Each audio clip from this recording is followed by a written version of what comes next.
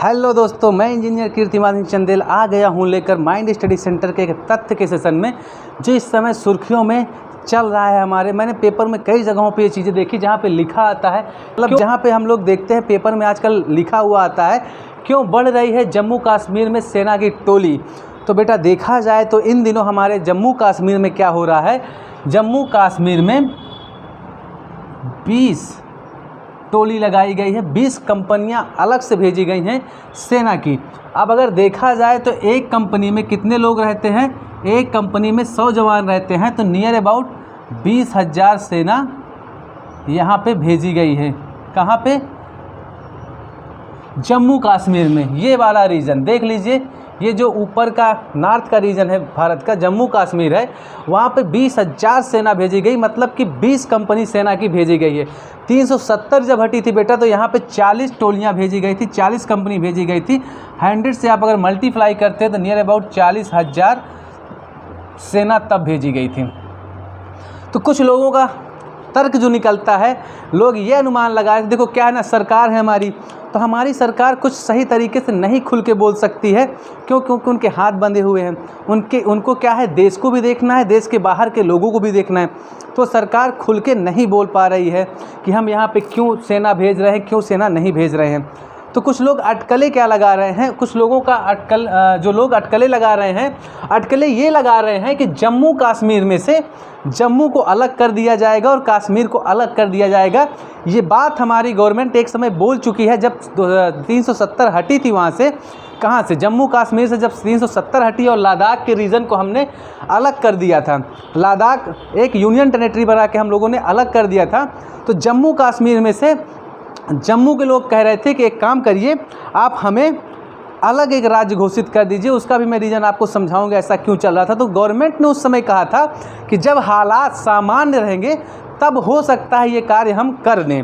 लेकिन अब क्या है, यहाँ पे इतनी ढेर सारी सेना भेजी जा रही है, जिसकी वजह से लोग क्या कर रहे हैं, लोग अटकलें लगा रहे हैं कि लगता है गवर्नमेंट हमारी क्या करने वाली, गवर्नमेंट ये करने वाली कि जम्मू कश्मीर में से जम्मू को अलग करके एक राज्य बना देगा। लेकिन नहीं, बात क्या आ जाती है, बात ये आ जाती है कि ये जो पाकिस्तान ऑक्युपाई कश्मीर है, इस पे क्या है ना, पाकिस्तान चुनाव करवाने वाला है। क्यों चुनाव करवाने वाला है, वो मुद्दा भी मैं आपको बताता हूँ।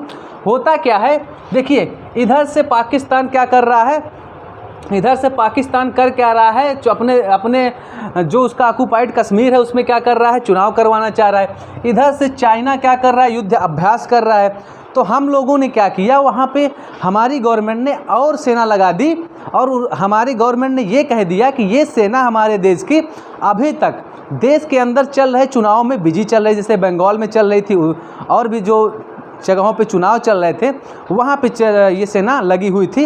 अब वहाँ से हमने चुनाव के बाद ये सेना हटा के कश्मीर डाल दी। लेकिन ये हकीकत नहीं है। अगर आपकी सेना बंगाल में लगी होती तो बंगाल में जो इतने हादसे हुए हैं शायद ये ना होती। ये तो देखा जाए तो एक प्रकार से झूठा तथ्य है।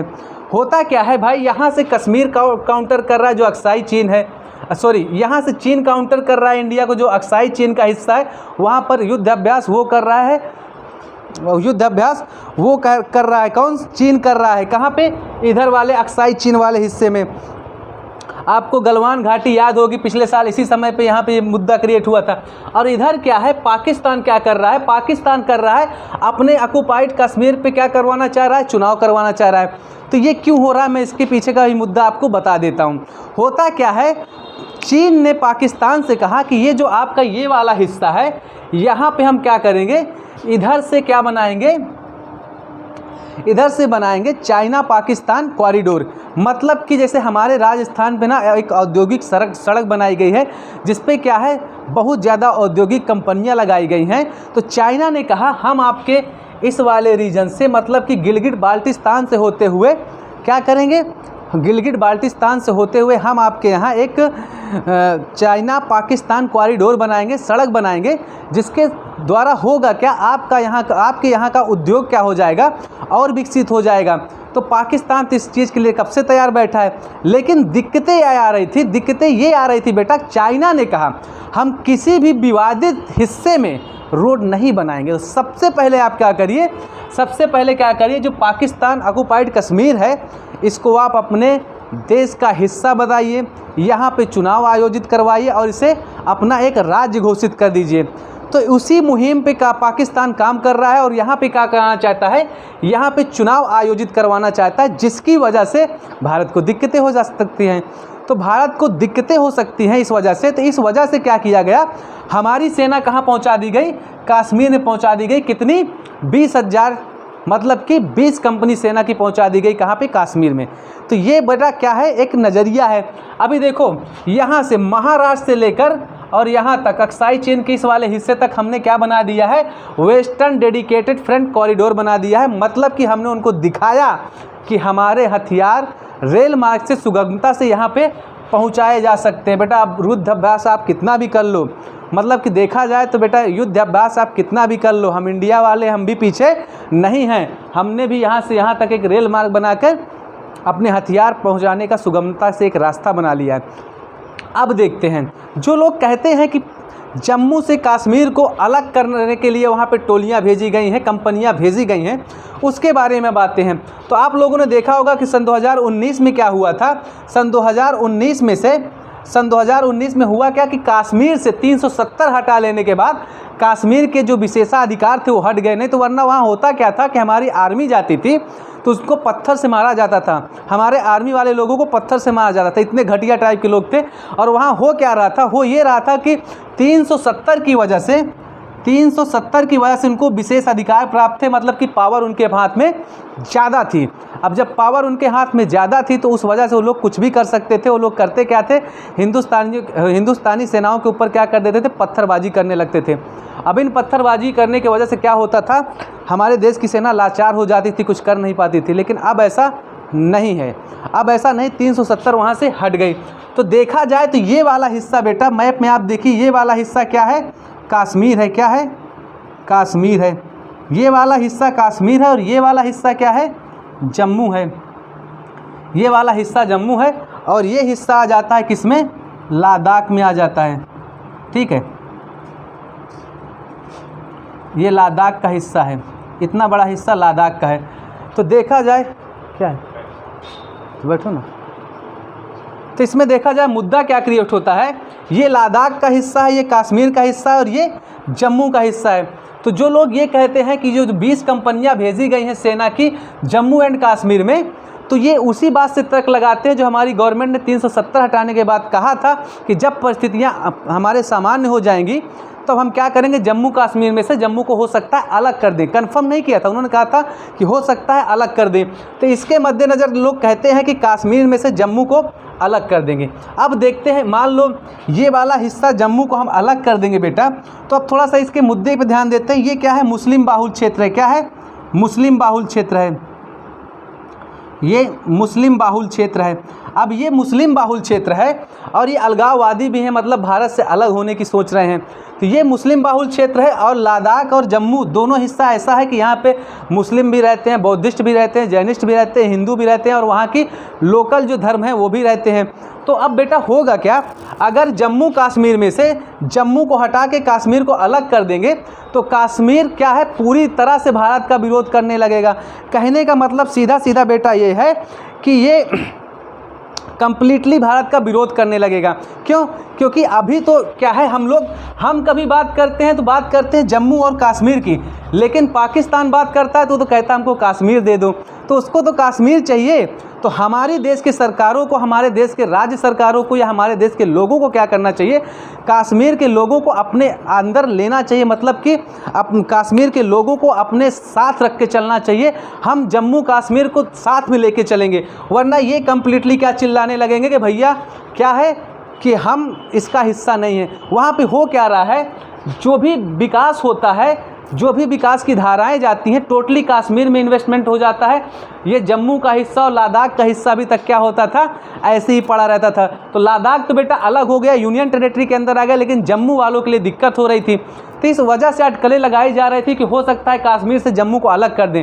लेकिन हमारे देश की सरकार की मुसीबत क्या है कि अगर हम जम्मू को अलग कर देंगे तो कश्मीर कंप्लीटली भारत के खिलाफ हो जाएगा। इस बात का फ़ायदा कौन उठाएगा, इस बात का फ़ायदा उठाएगा पाकिस्तान, वो तो हमेशा यहाँ के लोगों को कहता है कि अरे बाप रे, आपकी विशेष पावर छीन ली गई, आपकी विशेष पावर छीन ली गई, वो पावर हम आपको दिलाएंगे।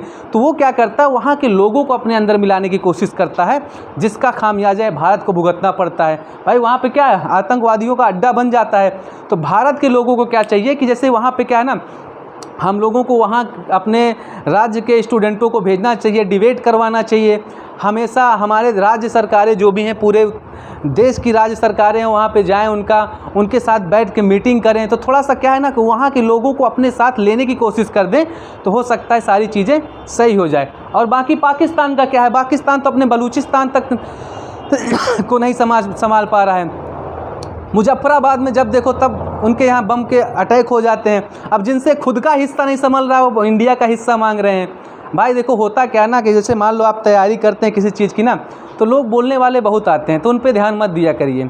वो ज्ञानी हैं, उन्हें बात काटनी आती है। आप जुगनू हैं, आपको ख़ास रात काटनी आती है। तो बस अपने रात पर ध्यान दो, अपने काम पे ध्यान दो। बाकी इमरान भाई का क्या, चच्चा कुछ भी बोलते रहते, उनका कोई मुद्दा है नहीं। उनको तो बस कश्मीर चाहिए, लेकिन उनको ये नहीं पता कि कश्मीर एक अभिन्न हिस्सा है बेटा। जिस दिन हम अपने पे आ गए, हम ये भी ले लेंगे, आपको पाकिस्तान ऑक्युपाइड कश्मीर भी। इनको क्या लगता है, इन्होंने देखो इनके साथ है क्या, पाकिस्तान क्यों उछलता रहता है। देखो पाकिस्तान उछलता इसलिए रहता है क्योंकि चाइना इनके सपोर्ट में। और चाइना ने किया क्या है, चाइना अमेरिका का ये B-52 बॉम्बर है, उसकी एक कॉपी किया है। क्या किया है, S-20 बॉम्बर बनाया है, जिसकी मारक क्षमता कितनी है, 600 किलोमीटर है। मारक क्षमता 600 किलोमीटर। 600 किलोमीटर का मतलब समझ रहे हैं, मतलब ये रडार में नहीं आएगा। क्या नहीं होगा, रडार में नहीं आएगा, ये रडार में नहीं आएगा। अब रडार में नहीं आएगा तो हमारे इंडिया के पास क्या है, इंडिया के पास है S-400, जिसकी मारक क्षमता कितनी है, 400 किलोमीटर है केवल।